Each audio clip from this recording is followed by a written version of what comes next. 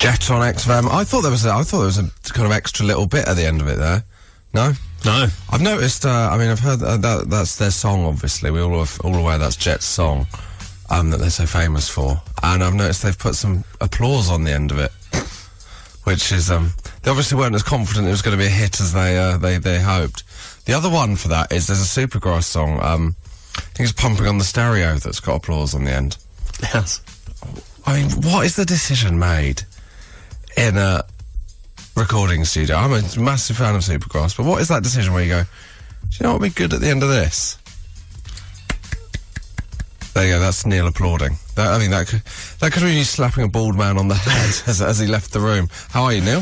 Very well, thank you, Josh. Good. Good week? Full of cold, but I'm alright, thank you. Full of cold, everyone's ill.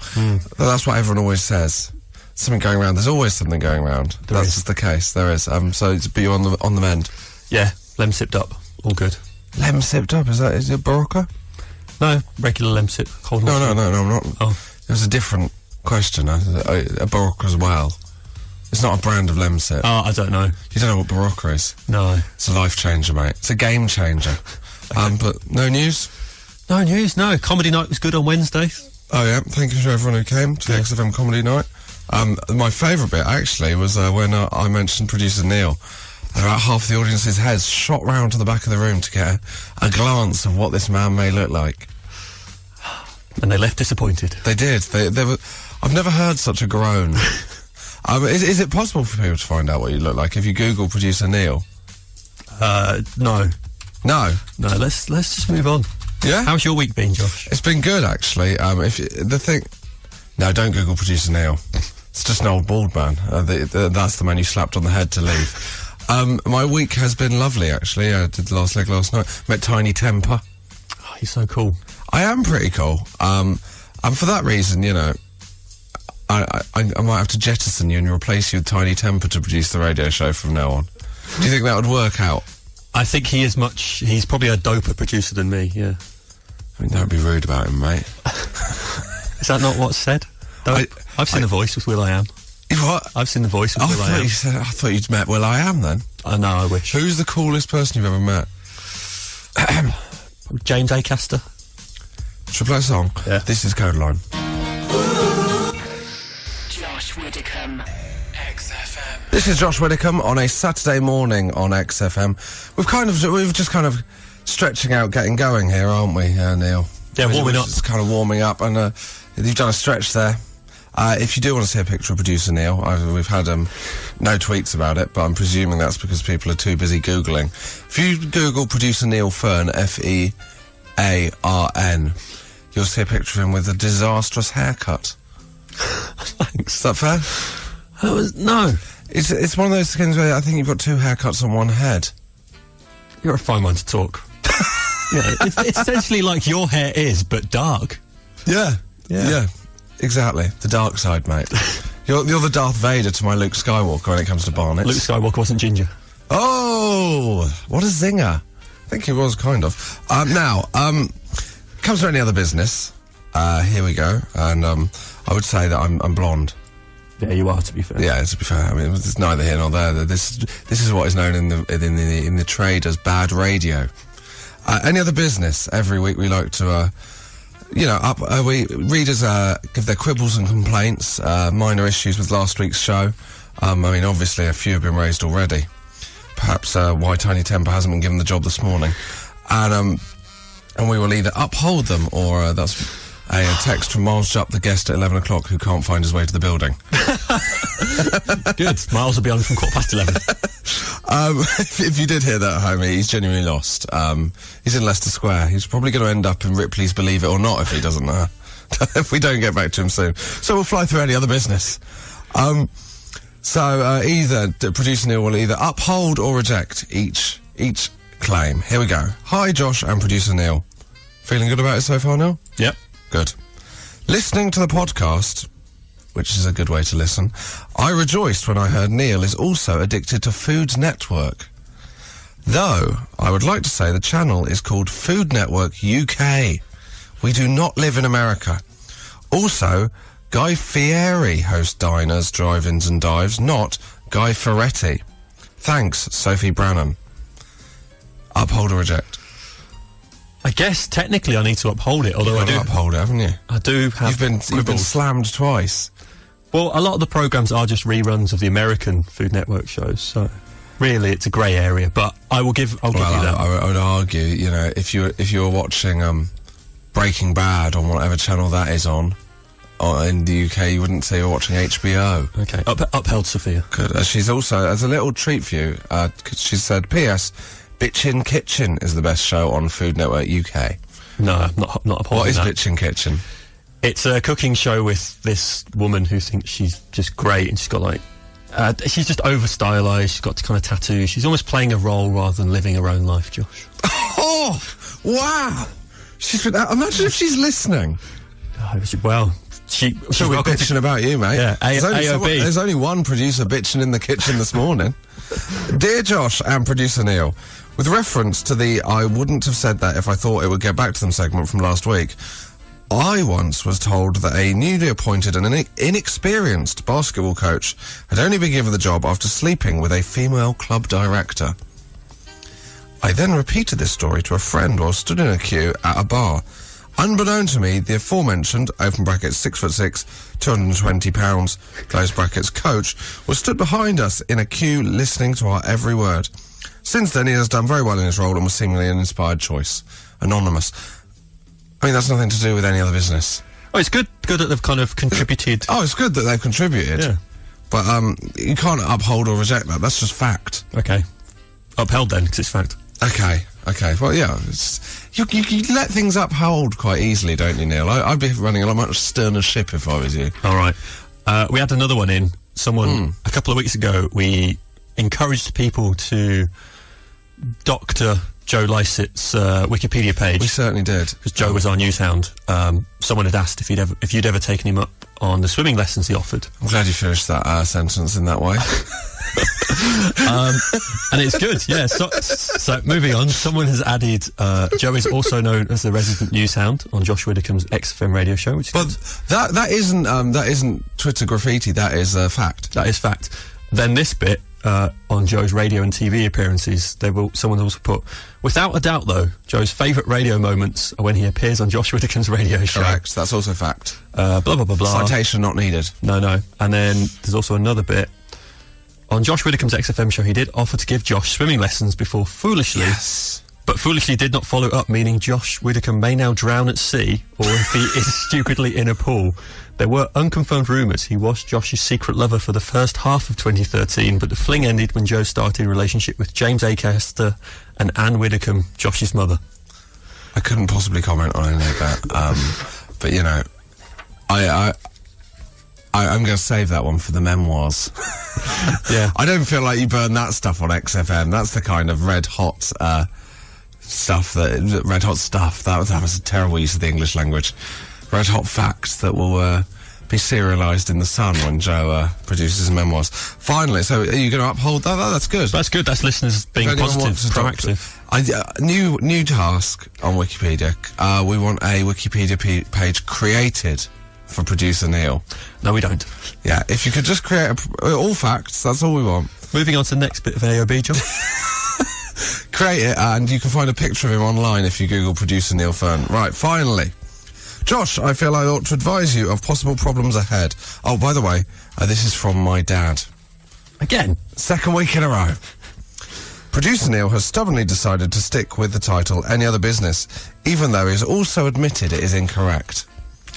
The door is now wide open to any number of random subjects cropping up, which I do admit could possibly be a good thing.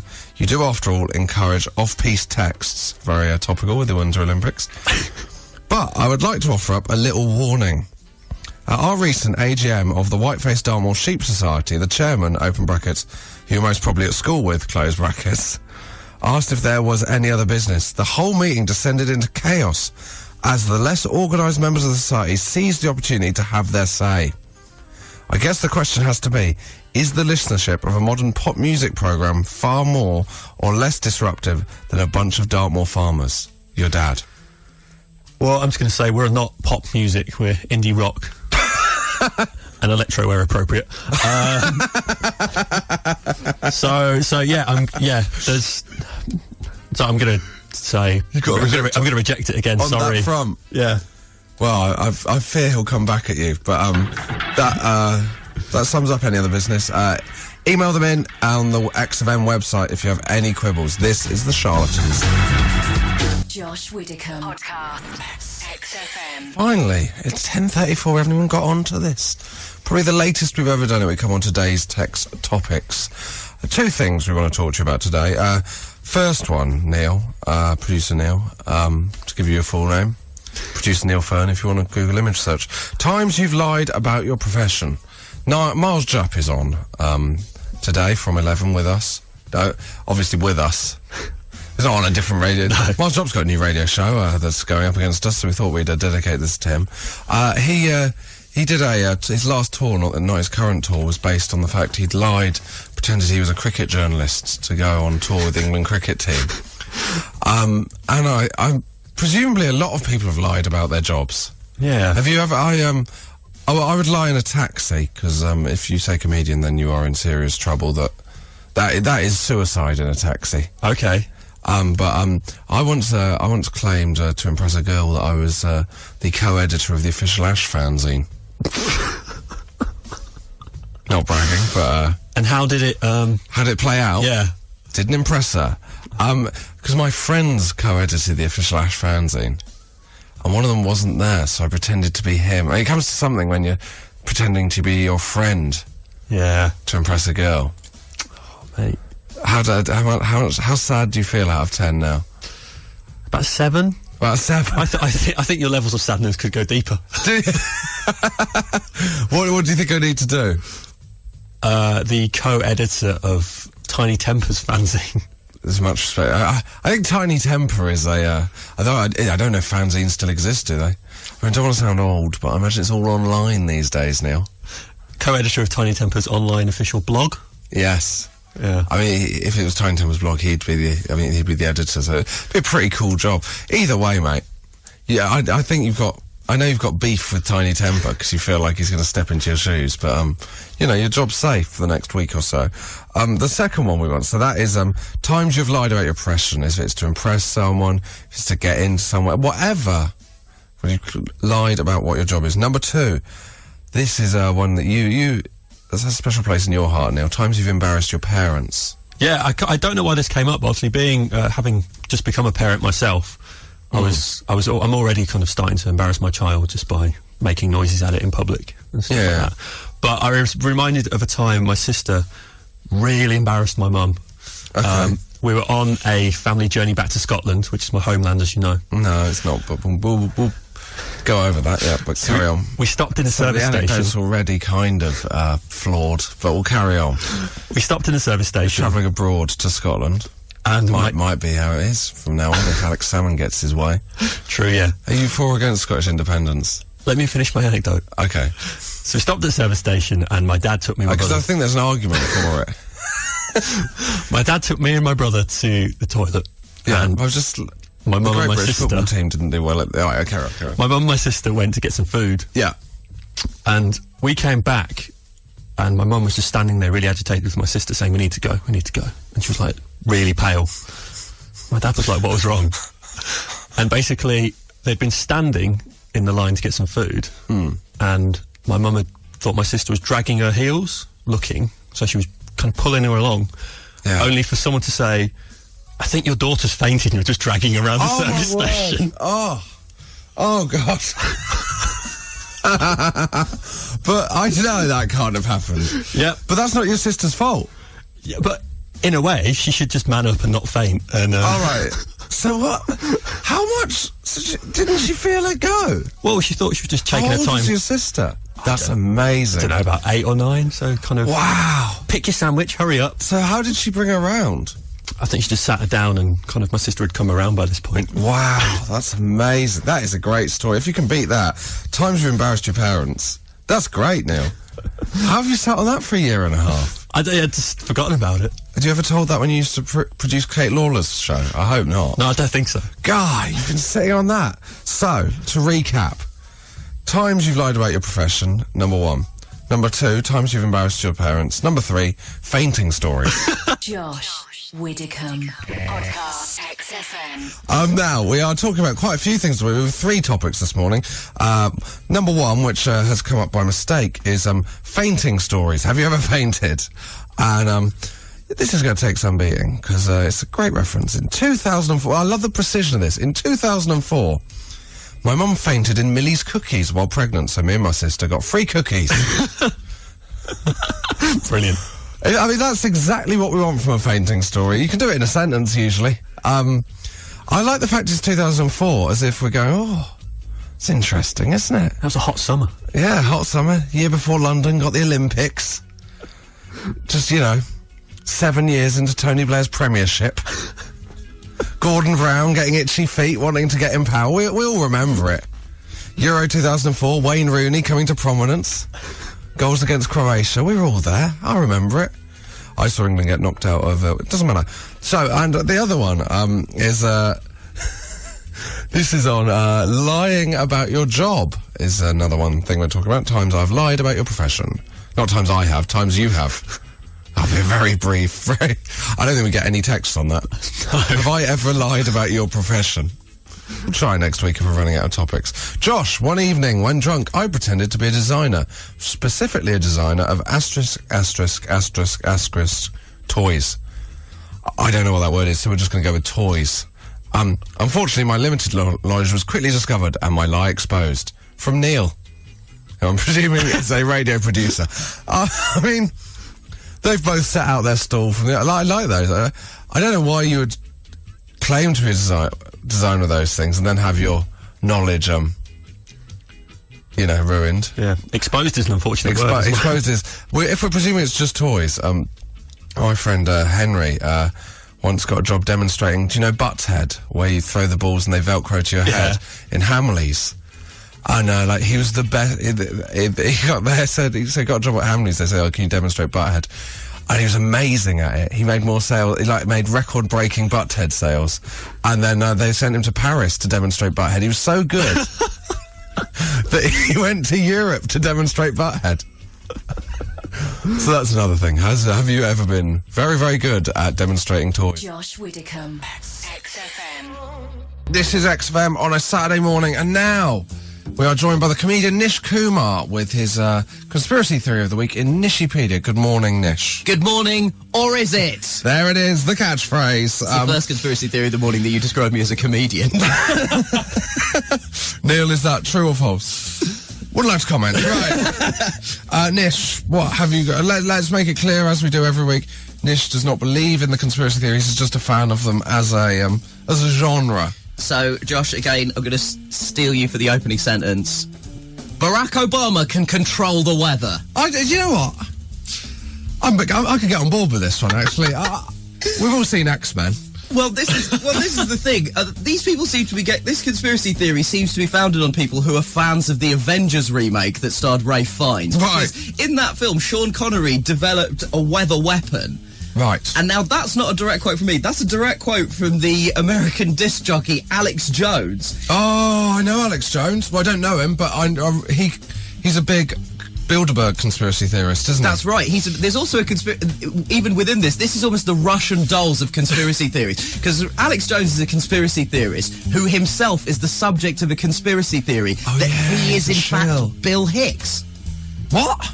There are people in America who believe Alex Jones, the DJ, to be the comedian Bill Hicks, and that Bill Hicks faked his own death. Now, this conspiracy theory, if you Google image it, it's basically based solely on the fact that Alex Jones slightly looks like Bill Hicks. That's the entire foundation of the conspiracy theory. Anyway, so the conspiracy theory is this. They don't look that similar when he's hosting the One Show. No, that's probably some sort of appearance filter that he's got on. So the idea is basically Barack Obama, costume lines back to 18 months, he was facing a series of different scandals involving the IRS and the Benghazi and the tortures.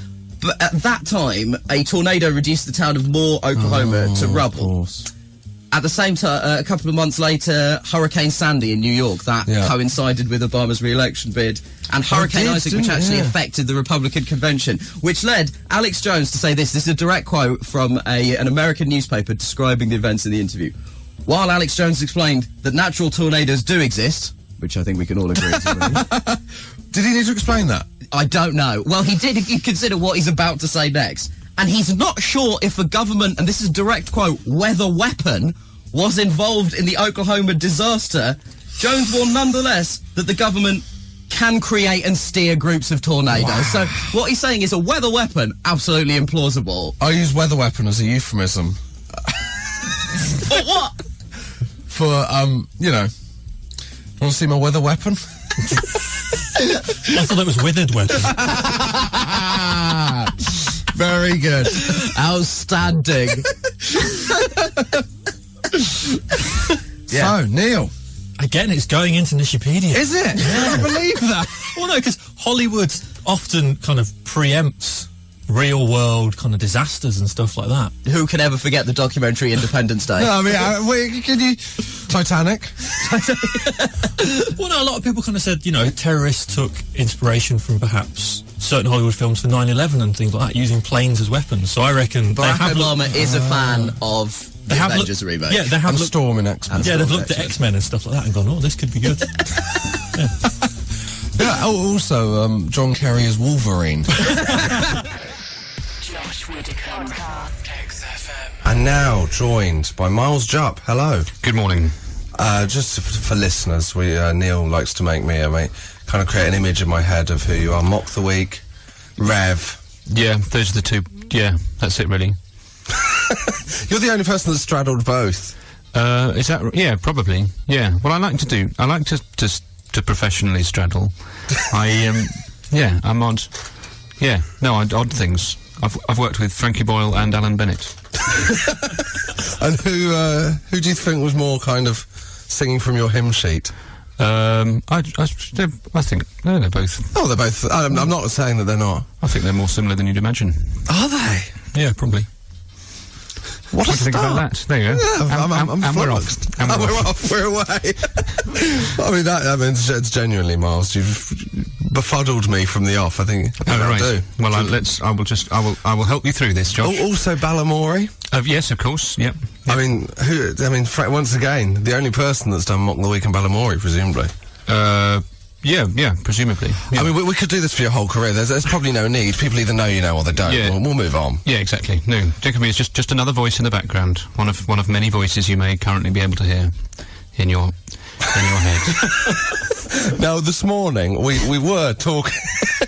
I mean, this is the thing about this show. A lot of people think we've got a lot more staff than we have. You were surprised that I came down to pick you up myself from reception. Yeah. Well, not from reception, from outside the toilet. Obviously, you'd gone down to reception, said, "Where is he?" And he, not being, respectful of my privacy, said he's currently in the lavatory. And you, also not being particularly respectful of my privacy, thought, well, I'll go and wait from there then. I didn't go in. Let's make it very clear. Well, I don't really, Where would you like me to wait? Of safe distance? I'm just surprised you didn't. I would definitely go back to the reception area. Would you? Yeah, I wouldn't just wait in there till... Well, he knows I'm in the toilet. They should come and get me in here. Knock on the door, I'll finish what I'm doing and come up. No, I mean, I just assumed... I was surprised to see you, but delighted nonetheless. And then you made me a cup of tea. Yep. People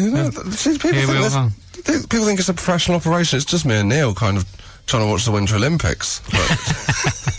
But failing because some kind of cooking program is on. At the moment, it's just showing various meats. But I think that's quite a good channel. Actually. I'm not sort of meat. Just the meat channel. 306. Various UK meat montages set to soft rock. I'm not saying it's bad, but they just had a subtitle come up on it that said, "You don't like soy sauce?" ? Well, who doesn't like soy sauce? You can understand why whoever it was that said it was quite startled, a bit taken aback. Some people are allergic to anything with fish-related ingredients, of course. So let's not forget them. The problem is, they've carried on. And I thought that might have been the cliffhanger. You know, at the end of EastEnders, you go, "You don't like soy sauce," and then that'd be seen as a deal breaker. No, exactly, because the rest of the episode has entirely been about buying someone an enormous and unthinkable quantity of soy sauce as a surprise.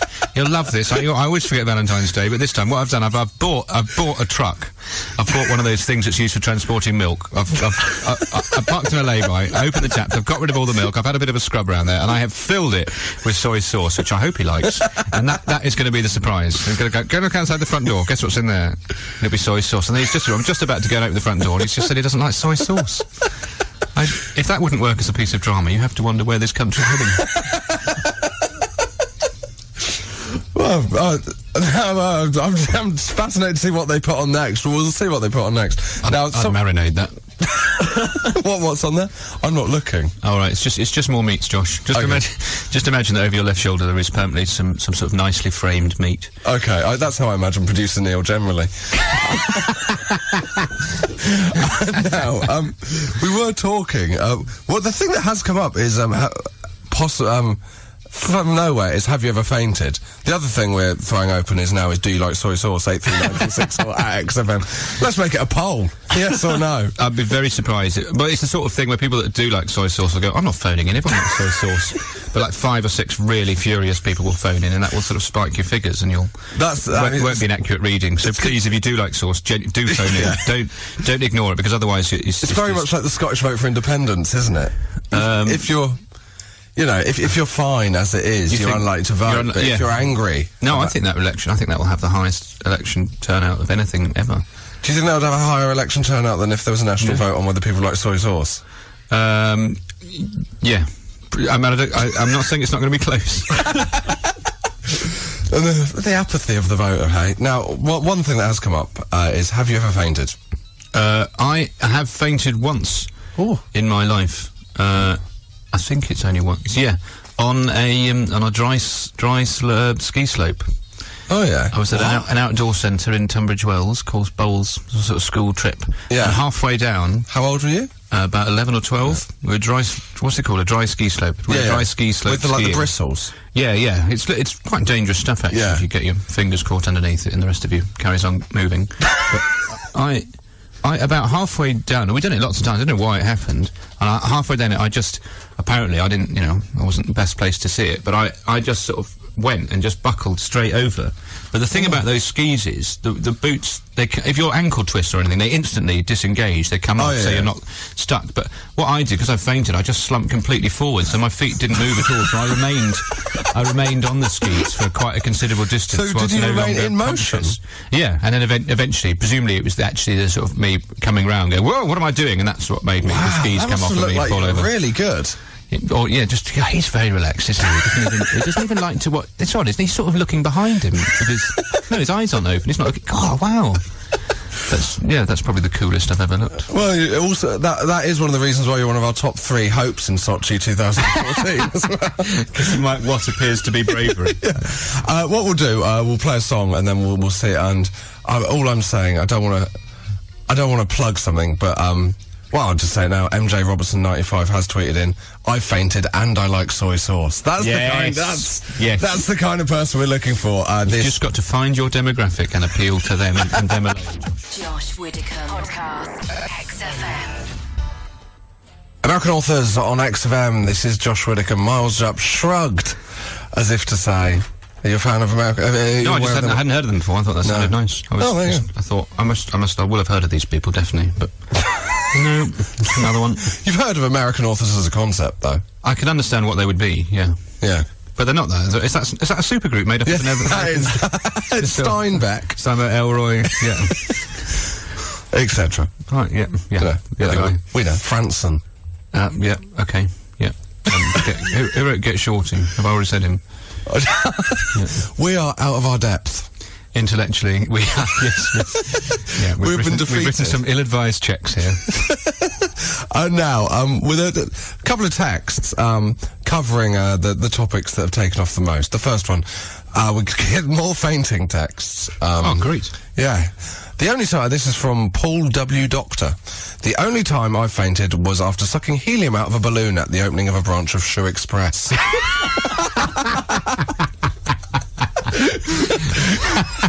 Such a vivid picture you paint there, Paul W. Doctor.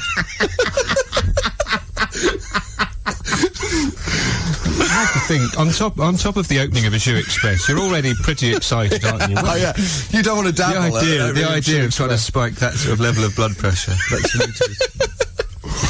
I love the idea that he went to the opening of Shoe Express and there was 6 balloons with Shoe Express written on them floating, and he thought, You know, I'm not an idiot. No one needs 6. I'm having this one. Do you mind waiting here?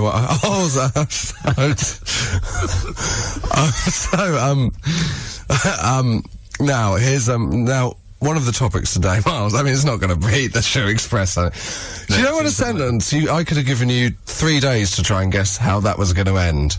And you would never have said. I guessed that. I really enjoyed that. Now, you pretended on your last tour. You talked about pretend. I think you did a book as well, didn't you? Yes, it's quite the polymath about pretending to be a cricket correspondent. That's right. Yeah. Where it got you. Now we've asked for people who stories of making up their professions. This is from Ruth.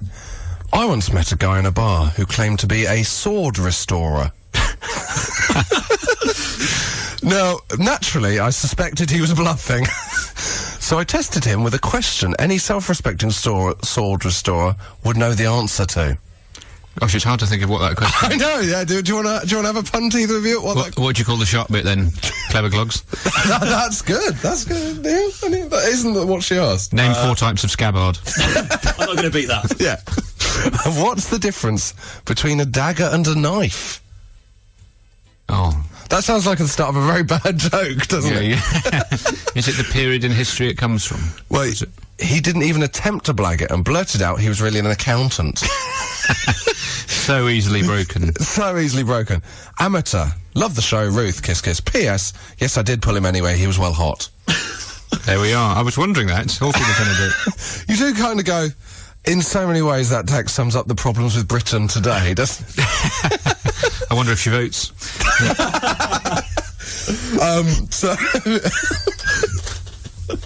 If you no, thank you, Ruth. Obviously, we're not having a go, but we do need to know whether you like soy sauce or not by the end of the show, if possible. 83936. Any of these topics. So let's recap. Times you lied about your profession. Times you embarrassed your parents. Fainting, and do you like soy sauce? It really is. You've got an anecdote that involves all of those things. Josh and I will come round to your house and make your favourite soup, because that would be. I would absolutely love to hear that. 83936 on Twitter. Especially if it involves the opening of Shoe Express. a branch. In a concession store. Anything to do with Shoe Express. Anything, yeah, and that's number 5. So, we'll go through them again. Times you lied about your profession. Times you embarrassed your parents. Fainting. Do you like soy sauce? Have you got any anecdotes about Shoe Express? Josh Widdicombe. XFM. We're joined by Miles Jupp. Hi. And now, joined by James Acaster. Hello, Josh. How are you? Good, thank you. Hello, Miles. Hello. Hello, James. Good to see you. Everything all right? Very well, thanks. Whoa. Let's cut this out from... Oh, sorry, Josh. Sorry. Let's nip this in Talking across. Quell the fires. Do you two familiar with each other's... Oeuvre? Yeah, we once had breakfast together in Derby. Derby, hotel. Wasn't expecting it. No, out of nowhere. Just Do you happen to be in the same... Yeah. And we in the same hotel. Walked into the breakfast room, and Miles was there. Miles was there, reading about me. What? That was weird, wasn't it? Oh, that was, yes. Very strange. Reading about I've Acaster. forgotten that detail. Yes. That is the main detail. Is it? So what were you reading? Well, The Guardian, presumably. Yes, it's the only, I don't think it's the only publication that ever writes about me. Bloody liberals. They'll accept anything. My favourite article ever about James Acaster that I saw was when you were doing Harrogate. And I was in Harrogate a few days before, and they had an article up. The headline was... Rise of a comic who really knows his Weetabix. Thank you very much. Doing a show that didn't mention Weetabix once as well. I mean, everyone would have come along to that going, here we go, he knows his Wheat... Oh, no, he doesn't. I wonder how many tickets that headline sold to disappointed Weetabix fans. I believe, apparently, they were given a tip-off that I know my Weetabix by someone who'd once had breakfast with me in Derby. And I'm trying to get to the bottom of that, but... I don't know, I wish I could help. So why were you in Derby? Were you both gigging, presumably? I was doing a show there. Yeah. And I always like to have breakfast in the morning. Yeah. So it just seemed like a sensible thing to do, to go down to the breakfast room and, The rest, as they say, is history. So, James, how are you? Are you well? Very well, yeah. Good. I'm feeling good. First things first, do you like soy sauce? Yes. There we go. Of course I do. Do you? Yeah. What, have people been saying they don't? Well, no, there's been a universal uptake. Do you want to hear the one naysayer we've had? I used to not have soy sauce on on my sushi, Yeah. like an idiot. Yeah. And then I started doing it. I was like, what have I been missing out on? It's a completely different dish. I mean, that is an anecdote that is going to rise of a comedian who really knows his sushi. Or finally understands sushi. Yeah. Has come to Finally terms with what knows it his is. sushi. All these years. Yeah. You're ready to move east now. You've absolutely nailed it. You mean you can have soy sauce on anything, not just Weetabix? Luke, I had an allergy to soya, so I never had soy sauce. My eyes were opened when my mum told me the two weren't the same. That is right. And then his eyes would quickly close when he tried it again and did have a reaction to it. You say closed, they puffed up. Yeah, it's puffed up all big. Yeah, because you just said soya, not soy, didn't you? Oh, so James, you I'm said soya getting sauce. confused here. But I don't think there is such a thing as soya sauce, is there? No, there was an unnecessary vowel sound in there, but I think we just let it Soy go. sauce. But actually, it's worth clearing that up. Soya milk. There's soya milk. Right? Correct, but don't put that on your sushi. Not. All Weetabix is genuinely rubbish. It goes cloudy if you put it in coffee and things, doesn't it? Yeah, So this it is gets terrible. all Also, it's lumpy. not milk. What? God, No. It's from a bean. Well, you can say it's not milk about a lot of things, Josh. I mean, it's hardly the most harsh criticism to level at something. You want to hang out with him for a day. You just go That's you not go and milk. watch a film with That's him. not milk. That's not milk. That's not milk. Unless it is the film Milk, That's and then milk. we're watching.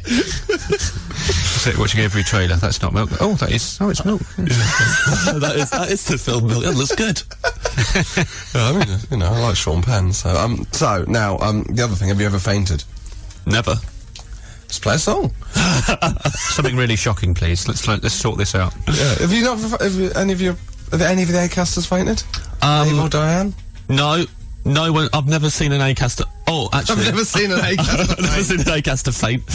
I'm trying to think if You're made of sterner stuff. trying to think if my mum might have fainted when we went ice skating.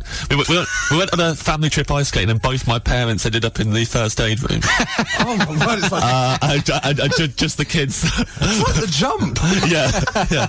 I'm trying to remember if my mum fainted or she just fell over. She banged her head quite hard, and my dad fell over. My dad was all over the place when he fell over, and then they were both in first aid, and me, my brother and sister were just fending for ourselves on the ice the rest of the day. What do you mean fending for yourself? How long were you there? Well, yeah, we just There's nothing to try and cut a hole in the ice and fish. I'm so hungry. Can't believe the Leicester something where all the other customers went home. You ended up having to eat a weaker skater. yeah. Like alive. Well, there we go. I think does put that all to bed. Do you want the other two topics, or should we move on? What the other two? Times you've lied about your profession. Yep. No, well, I lie a lot now because when I first told Claim you're a someone, comedian. yeah. Oh, I don't do fives, but also I think that's an unnecessary barb. But I lie a lot about it because the first time I told someone I was a stand-up, it was at a party, and it was the first time I was like, I'm a professional stand-up now, and when someone had actually asked me, what's your job? This lady asked me. I said, I'm a stand-up comedian, and she went, but you lack confidence.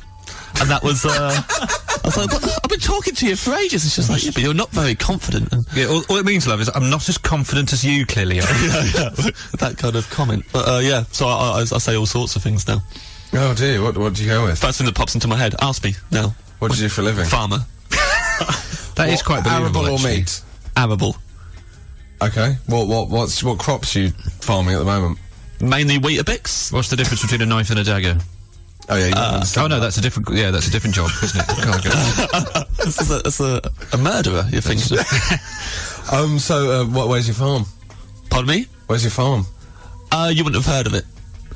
I mean, this story is... We might do, yeah. What do you... Whitstable. Do you rely on the revenue you Whitstable, get? you've got a farm on the coast of Britain. Yes, I do. You've chosen to set up an arable farm Yep. in a fishing town. Yes. Yep. Mainly for the fish. And... Because then you can build... Arable's fruit and veg, isn't it? Yeah, but anything that needs growing, whereas pastoral is your animals. Well, I don't know why I'm telling you this. Yeah, I know it. I'm a farmer. Okay. I think that stands up quite well. Yeah. You could be a farmer easily. Yeah. Also, if they do question you, you just go, oh, you wouldn't understand, you're not a farmer. What if they say I'm a farmer as well? Do you want to meet up? I go, yep. I go out and meet with them and make an effort just to not get on.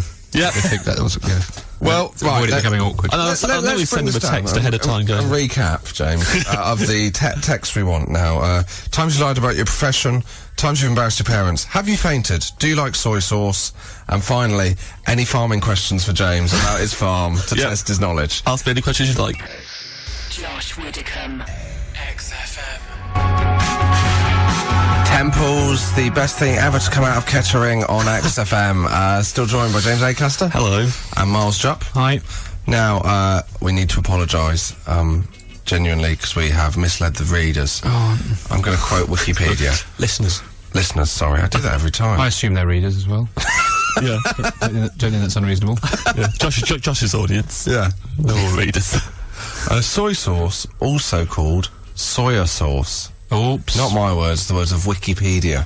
Right, this is my responsibility. I must take responsibility for this. It was me that suggested that they were different things. It is a condiment made from fermented paste of boiled soybeans, roasted grain, brine, and aspergillus orzai or aspergillus. What? Oh, aspergillus. Okay, sorry. Yeah, not from. No, I thought it was made from fish. no, it's made from. I'm sorry, everyone. This is Have you got the completely wrong my thing? fault. You're thinking of cod liver oil, aren't you? No, I'm thinking of fish sauce. This is completely my fault. So apologies to anyone, particularly anyone listening with allergies who thinks, I'm released from this. You're not released. Put it down. Put the bottle down. Please. Well, there we go. We've dealt with that, I thank think God. we've handled that in a reasonably responsible way. We can move on to If this was the BBC, someone would have to be fired, wouldn't they? Oh yeah, this has got Saxgate 2 written all over it. Soygate. Soygate. Now, lying about your profession. Here we go. A couple of texts. Sarah Weatherall. I told my ex-husband, open brackets, before marriage, close brackets, that I was a police officer. Oh, That opens. I mean, I don't know whether this led to the divorce. Or maybe it led to them getting together. Who's your dream woman? Probably a WPC. I'm a police officer. Probably June Whitfield from The Bill. June Whitfield from The Bill. It's one of the WPCs from The Bill. June Whitfield? No, not June Whitfield. I don't think if June Whitfield's been in The Bill, I think it's unlikely that she's been playing a police officer. Miles, make it up for the soy sauce. Charming lady with that charming lady in the armed response unit. She looks an awful lot like. She looks like that lady that played Jennifer Saunders' mother in that film, didn't she? Because she's very versatile. Well, she is a versatile actress. She is, but I'm pretty sure as she's been in The Bill, it was not playing a police officer. I know who I meant. Maybe in Z cars. You better be careful, Miles. I'm kind of seeing another apology on the horizon after the next bit. Wikipedia says June Whitfield in The Bill. I meant June June Whitfield played the Ackland. senior detective at was the name of the Sunny character. June Ackland was the name of the character. Oh, okay, right. Yeah, but June Whitfield hasn't been in The Bill, I don't think. James?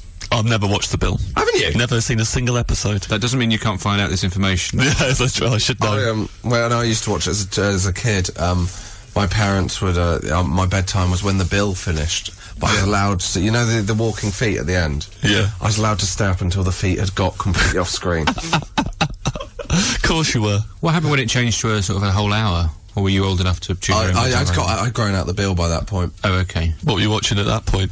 Don't know, like, Woof, stuff like that. Classic. Yeah, I loved Woof. Oh, very good, yeah, Albert. Boy who turned into a dog. Yeah. There's a great scene in Woof where he'd go into a passport booth and turned into a dog. Yeah. And then, came out, and then someone found the photos, and they were like, oh, what the hell's going on there? Right, did you remember Woof? Yeah. I always thought that Teen Wolf was nicked off it. What was your childhood TV show of choice? Johnny Briggs. Must remember that. I remember Dogtanian, Thundercats. Dogtanian. Oh, yeah. Dogtanian caused controversy last week, so we'll move on. Oh, right. Someone tweeted in to say that Dogtanian was a girl. Well, that's not true. Which was not true. No. Well, okay. I say controversy.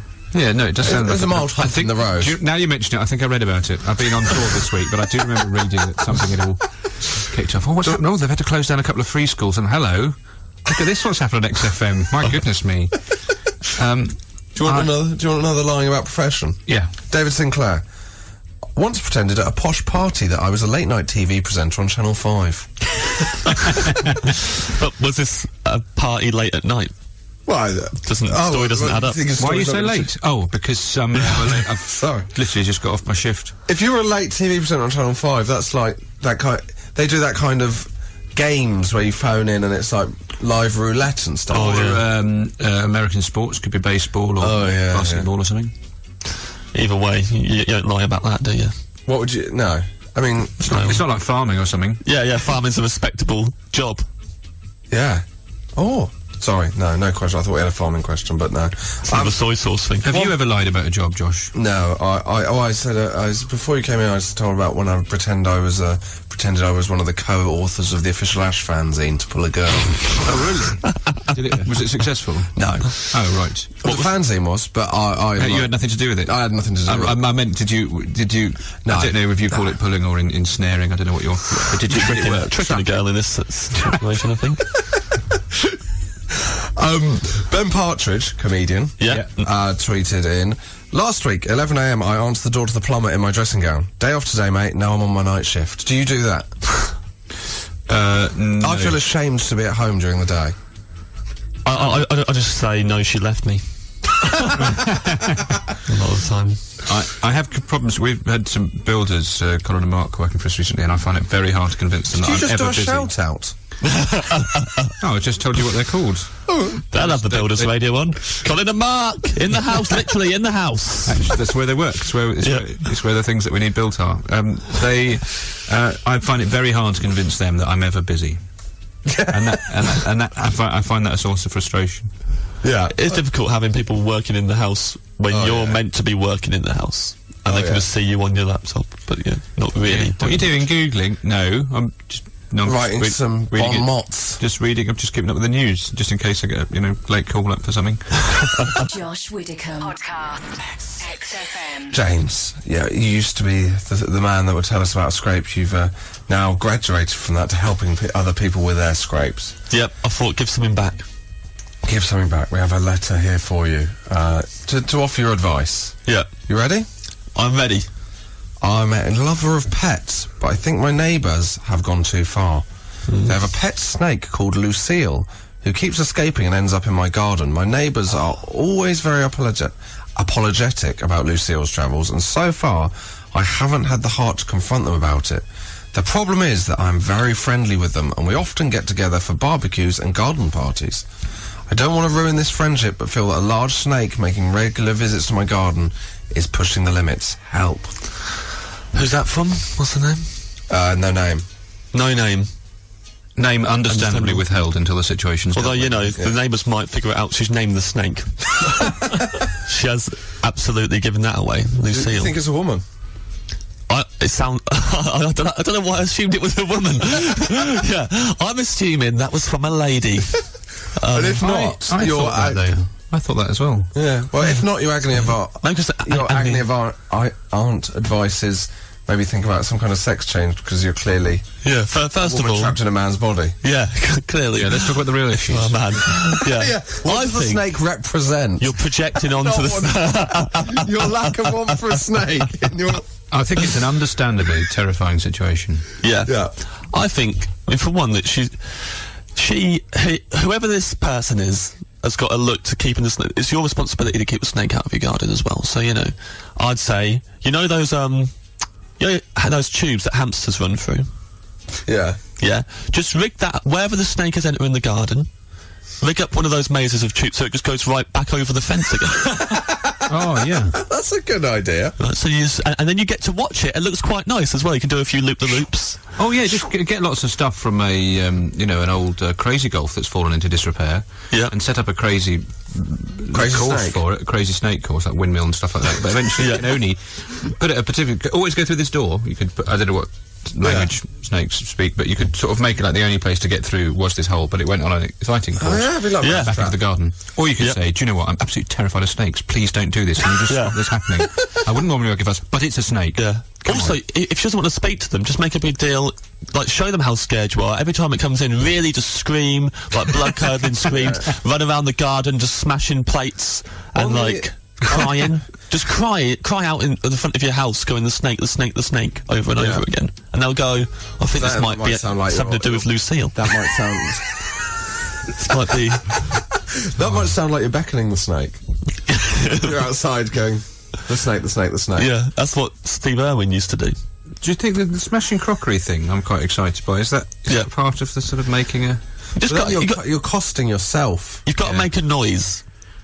And there's very few, you've got very few. Smashing crockery sends a message. Do you think it's like when someone kicks a ball over a fence and they have to go, "Can we have a snake back, please?" Yeah. They got, there you go. Get a shepherd's hook and you would confiscate it. Keep the snake. Well, you could just ring but how would you the catch council and they'd send a snake catcher around. I think of various things you're in the council for. Oh, some of our tiles have come loose. Probably don't do anything about it. Various things. But if you went, there's a snake that's escaped, and it's in. I think they probably go.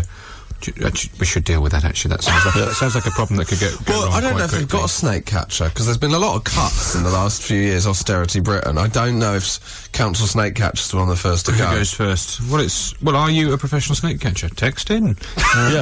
Any snake catchers? Let us know. It's like when Can you text in?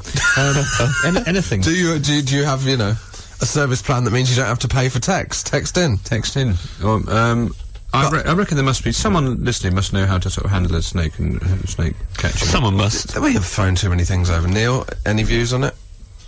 Well, snakes don't have ears, so they can't be scared off by sound. So it's vibration. So please don't do anything about your crocodile. The noise is to alert the neighbours that you don't like it. Okay. It's to send a message. I'm not comfortable with this. The letter. The neighbours haven't got ears either. Oh, earless neighbours. Yeah. I say bring it up at the next barbecue they're enjoying. They get a lot of barbecues, and you should maybe, this is nice meat. Reminds me. You're the best neighbours we've ever had. Oh, thanks. Oh, that's a shame, actually, because we're thinking of leaving, though. You're not leaving? Yeah, we're going to move house. Why? Because your snake keeps coming into our garden, and our friendship won't survive. Oh, right, okay, sorry, no. Well, we could stop the snake coming. God, that would be easy. That would be absolutely no problem at all. You like the snake? Perhaps do that, and we'll take the house off the market and remain your friends. And then burn the tickets to Canada on the barbecue in front of them. We won't need these anymore.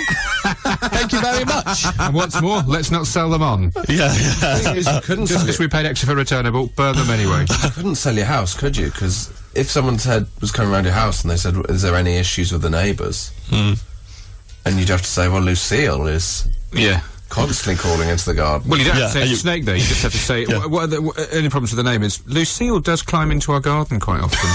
And scares the children. And so you may... It's worth... if you're moving here, make sure you've got some spare plates. Maybe fight fire with fire. Get a pet of your own, send that over the fence. Yeah. Little lion cub. Snake. Buy your own bigger snake. Little lion cub. Little Simba. It might turn into the woman that swallowed the fly. Sending a raging bull through. Yeah. What does eat snakes? Sort of birds? A mongoose can beat up a snake, right? Oh, presumably. What was the story about Ricky Ticky, whatever? This is the worst agony aunt thing I've ever seen. Huh? This is the worst agony aunt thing. It's great. My advice, get a mongoose. Deirdre's photo casebook, isn't it? Get yourself a mongoose, that's my actual Get your advice. bra and pants and put that snake over you. What are you doing, Deirdre? Okay, well, that's sorted. Buy Get a mongoose. 5 mongoose. Honestly, I think you just need to do some straight talking, because I think that does not sound like an ideal situation. I think that, I don't mean to be sort of tedious and practical about it, but you should just say, it makes me feel incredibly uncomfortable. Yeah, I mean, you should if they go around and having barbecues and they're friends with them, it's a bit weird. They can't just go, stop Lucille coming over in the garden, please. I've got a phobia of snakes. Cheers. Okay. Yeah. I think we've sorted it now. Mongoose. I think next week, obviously, the people will be queuing up to have their problems dealt with by James Acaster. Well, there were so many solutions there. You can pick one. Yeah, all right. Combination of all. Do you know of what? them. Dear Deirdre's never as angry as you are. Well, I feel the frustration of the people asking my advice. I'm a lot more invested in them than Deirdre is. Fair enough, he cares. So, how do they get in touch, Neil? Via xfm.co.uk, send us an email. Josh Widdicombe. XFM. The White Stripes on XFM, and that more or less is it. But before they go, as a thank you for coming on and being so entertaining, you can do what you want, really, plug-wise. So, if you've got anything to plug, we'll start with you, producer Neil. Sean Walsh and Ramesh Ranganathan. Final XFM comedy show, brand new series, Sunday night, 8 o'clock, which I made. It's good. Okay. James? Well, I don't have all the details for this. On Thursday, I'm filming a panel show pilot, and you can get tickets online, but I wouldn't know where you can get them. But the show is called Virtually Famous. So just put Virtually Famous tickets, maybe my name, maybe that will narrow the search down. But it'd be nice to have, it only just occurred to me, it'd actually be quite good to have some people in the audience who maybe know I am. It sounds like I'm a... But Ramesh is going to be on that as well, and Rosenthal. Oh, I like Ramesh. Book tickets for Virtually Famous. There you go, at applausestore.com. Yeah. There's Kevin McHale there from Glee, he's the host. There you go. And comedian James Acaster and Jessica Knappett. There you go. There you go. Neil can put the link up. It's been very fun so far doing it. So. Neil can put the link up. Yes. Yeah. And Miles. I am I'm on tour at the moment. I've got some gigs coming up, I suppose. Do you want me to read out the dates? I'm Kidderminster, 13th. I put that in not that long ago. Stuck it in. So I'd love to see some. I love that venue. That is a good venue in Kidderminster. Sorry, I overreacted. Otherwise, I'm not. I just want you to go out and enjoy your lives and live them the way that you think you ought to. If that doesn't sound irresponsible. If the way you think you ought to is going to see Miles on tour, then so be it. And I would like to play... Do I want to... Last Leg is back. Yeah. Week 3, next week. We had Tiny Temper on last night. Great guy. Really? Nice guy? Lovely guy. Great guy. Very, very... He always looks very smart, doesn't he? He does. Well scrubbed. He's very well turned out. Really nice man. You know, I really... Holds himself well. He certainly held himself well. I wonder if he does Pilates or Alexander Technique. I think it's just youth. The vim of youth. He's only 25. Oh, imagine. Is he? He does a lot of clenching. He's only 25, Tiny Temper. Yeah, I mean, this isn't my plug. Also, I am on tour, starting next Saturday in Southport, the home of Red Rum and Kenny Dalglish. So, you know, I've done my research. Right at home. Yeah, right at home. Just Google that, joshwiddicombe.co.uk, I suppose. Josh Widdicombe, XFM.